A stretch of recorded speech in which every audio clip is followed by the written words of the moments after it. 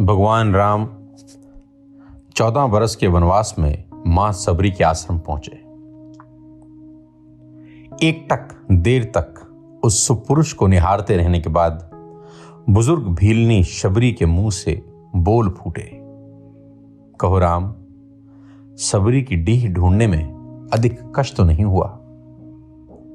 कहो राम, सबरी की डीह ढूंढने में अधिक कष्ट तो नहीं हुआ?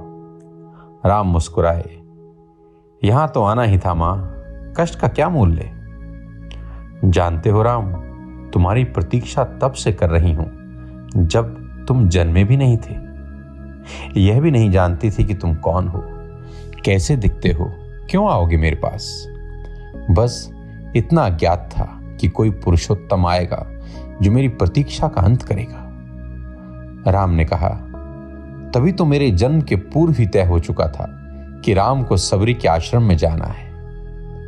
एक बात बताऊं प्रभु, भक्ति के दो भाव होते हैं, पहला मरकट भाव और दूसरा माजार भाव। बंदर का बच्चा अपनी पूरी शक्ति लगाकर अपनी मां का पेट पकड़े रहता है ताकि गिरे ना।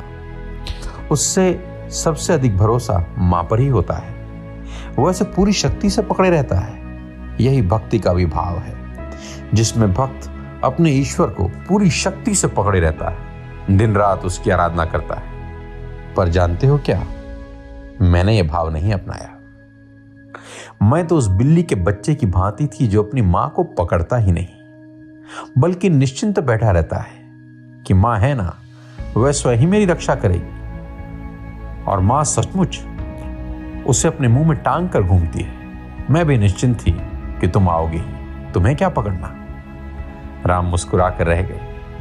भीलनी ने पुनः कहा, सोच रही हूं बुराई में भी तनिक अच्छाई छिपी होती है। कहां सुदूर उत्तर के तुम, कहां घोर दक्षिण में मैं। तुम प्रतिष्ठित रघुकुल के भविष्य, मैं वन की भीलनी। यदि रावण का अंत नहीं करना होता तो तुम कहां से आते? राम गंभीर हुए, कहा, भ्रम में ना पड़ो मां, राम क्या रावण का वध करने आया है?